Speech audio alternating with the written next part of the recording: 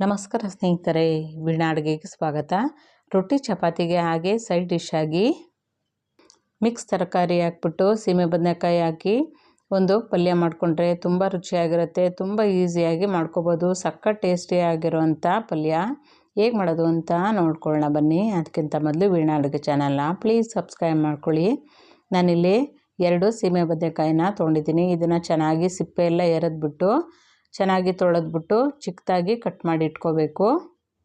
ಈಗ ಒಗ್ಗರಣೆಗೆ gas on ಮಾಡಿ ಒಂದು ಪ್ಯಾನಲ್ಲಿ 3 ಟೇಬಲ್ ಸ್ಪೂನಷ್ಟು ಎಣ್ಣೆ ಹಾಕ್ಕೊಳ್ತಾ ಇದ್ದೀನಿ. ಎಣ್ಣೆ ಎಲ್ಲ ಚೆನ್ನಾಗಿ ಬಿಸಿ ಆದಮೇಲೆ 1/4 ಟೀ ಸ್ಪೂನಷ್ಟು ಸಾಸಿವೆ ಹಾಕ್ಕೋಬೇಕು. ಸಾಸಿವೆ ಎಲ್ಲ ಚೆನ್ನಾಗಿ ಸಿಡಿದ್ಮೇಲೆ ಈಗ ಇದಕ್ಕೆ 2 ಈರುಳ್ಳಿನ ಕಟ್ ಮಾಡಿ ಇಟ್ಕೊಂಡಿದ್ದೀನಿ. ಹಾಗೆ 1 ಗರಿಯಷ್ಟು ಕರಿಬೇವು, 3 ಹಸಿಮೆಣಸಿನ್ಕಾಯಿನ ಕಟ್ ಮಾಡಿ ಇಟ್ಕೊಂಡಿದ್ದೀನಿ. ನಿಮಗೆ ಖಾರಕ್ಕೆ ಎಷ್ಟು ಬೇಕಷ್ಟು ನೋಡಿಕೊಂಡು ಹಾಕೋಬೇಕಾಗತ್ತೆ.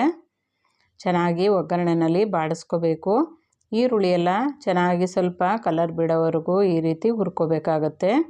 ಈಗ ಒಂದೊಂದೇ ತರಕಾರಿಗಳನ್ನ ಹಾಕೊಳ್ಳೋಣ. ನಾನಿಲ್ಲಿ ಸ್ವಲ್ಪ ಕ್ಯಾರೆಟು, ಬೀನ್ಸ್ನ ಕಟ್ ಮಾಡಿ ಇಟ್ಕೊಂಡಿದ್ದೀನಿ. ಹಾಗೆ ಸೀಮೆ ಬದನೆಕಾಯಿನೂ ಅಷ್ಟೇ ಈ ರೀತಿ ಚಿಕ್ಕದಾಗಿ ಕಟ್ ಮಾಡಿ ಇಟ್ಕೊಂಡಿದ್ದೀನಿ. ಈಗ ಕ್ಯಾರೆಟು ಹಾಗೆ ಬೀನ್ಸ್ನ ಹಾಕೊಳ್ಳೋಣ. ಹಾಗೆ ಸೀಮೆ ಬದನೆಕಾಯಿನೂ ಹಾಕೊಳ್ಳೋಣ. 2 ಹಣ್ಣಾಗಿರೋವಂಥ ಟೊಮೊಟೊನ ಹಾಕ್ಕೊಂಡು ಚೆನ್ನಾಗಿ ಮಿಕ್ಸ್ ಮಾಡಬೇಕು. ಚೆನ್ನಾಗಿ ಇದನ್ನು ಹುರ್ಕೋಬೇಕಾಗತ್ತೆ. ಹಸಿ ವಾಸನೆ ಎಲ್ಲ ಹೋಗೋವರೆಗೂ ಇದನ್ನು ಚೆನ್ನಾಗಿ ಬಾಡಿಸ್ಕೋಬೇಕು. ನಾನಿಲ್ಲಿ ಹಸಿ ಅವರೆಕಾಳನ್ನ ಕುಕ್ಕರ್ನಲ್ಲಿ ಸ್ವಲ್ಪ ನೀರು ಮತ್ತು ಉಪ್ಪಾಕಿ ಕೂಗಿಸಿಟ್ಕೊಂಡಿದ್ದೀನಿ. 2 ವಿಷಲ್ ಕೂಗಿಸ್ಕೊಂಡ್ರೆ ಚೆನ್ನಾಗಿ ಬೆಂದಿದೆ ಇದು. ಈಗ ನೀರೆಲ್ಲ ಬಸಿದ್ಬಿಟ್ಟು ಈಗ ಒಗ್ಗರಣೆಗೆ ಸೇರಿಸ್ಕೊಳ್ಳೋಣ.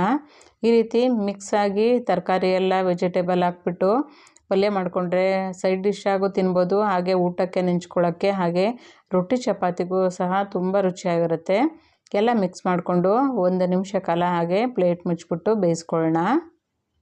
ಇನ್ನೊಂದು ಸಾರಿ ಅಷ್ಟೇ ಚೆನ್ನಾಗಿ ಎಲ್ಲನೂ ಒಂದು ಸಲ ಮಿಕ್ಸ್ ಮಾಡ್ಕೋಬೇಕು. ಈಗ ಇದಕ್ಕೆ ಬೇಳೆ ಸಾಂಬಾರು ಪುಡಿ 2 ಟೇಬಲ್ ಸ್ಪೂನಷ್ಟು ಹಾಕ್ಕೊಳ್ತಾ ಇದ್ದೀನಿ. ನಿಮಗೆ ಖಾರಕ್ಕೆ ಎಷ್ಟು ಬೇಕಷ್ಟು ನೋಡಿಕೊಂಡು ಹಾಕ್ಕೊಳ್ಳಿ. ಹಾಗೆ ಸ್ವಲ್ಪ ಚಿಕ್ಕದಾಗಿ ಕಟ್ ಮಾಡಿರೋಂಥ ಕೊತ್ತಂಬರಿ ಸೊಪ್ಪು ಹಾಗೆ ಹಸಿ ತೆಂಗಿನಕಾಯಿ ತುರಿನ ಹಾಕ್ತಾಯಿದ್ದೀನಿ. ರುಚಿಗೆ ತಕ್ಕಷ್ಟು ಕಲ್ಲುಪ್ಪನ್ನ ಹಾಕ್ಕೊಂಡಿದ್ದೀನಿ. ಎಲ್ಲನೂ ಒಂದು ಸಲ ಚೆನ್ನಾಗಿ ಮಿಕ್ಸ್ ಮಾಡ್ಕೋಬೇಕು. ಈ ರೀತಿ ಎಲ್ಲ ಮಿಕ್ಸ್ ಮಾಡಿಕೊಂಡು ಈಗ ಬೇಯೋಷ್ಟು ನೀರನ್ನ ಸೇರಿಸ್ಕೋಬೇಕು. ನಾನಿಲ್ಲಿ 1 ಲೋಟದಷ್ಟು ನೀರನ್ನ ಸೇರಿಸ್ಕೊಂಡಿದ್ದೀನಿ. ನಿಮಗೆ ಗ್ರೇವಿಗೆ ಇನ್ನು ಸ್ವಲ್ಪ ನೀರನ್ನ ಬೇಕಾದ್ರೆ ಸೇರಿಸ್ಕೋಬೋದು. ನಾನಿಲ್ಲಿ ಸ್ವಲ್ಪ ಪಲ್ಯ ರೀತಿ ಮಾಡ್ತಾ ಇರೋದ್ರಿಂದ ಸ್ವಲ್ಪ ನೀರನ್ನ ಸೇರಿಸ್ಕೊಂಡಿದ್ದೀನಿ. ಎಲ್ಲನೂ ಒಂದು ಸಲ ಚೆನ್ನಾಗಿ ಮಿಕ್ಸ್ ಮಾಡಿಕೊಂಡು ಕುಕ್ಕರ್ ಮುಚ್ಚಳ ಮುಚ್ಚಿಬಿಟ್ಟು 2 ವಿಷಲ್ ಕೂಗಿಸ್ಕೊಂಡ್ರೆ ತುಂಬ ರುಚಿಯಾಗಿರೋಂಥ ಮಿಕ್ಸ್ ತರಕಾರಿ ಸೀಮೆ ಬದನೆಕಾಯಿ ಪಲ್ಯ ರೆಡಿ ಆಗುತ್ತೆ. ಒಂದು ಸಲ ಟ್ರೈ ಮಾಡಿ ಸ್ನೇಹಿತರೆ, ತುಂಬ ರುಚಿಯಾಗಿರುತ್ತೆ. ಹಾಗೆ ಸಬ್ಸ್ಕ್ರೈಬ್ ಮಾಡ್ಕೊಳ್ಳಿ. Thank you.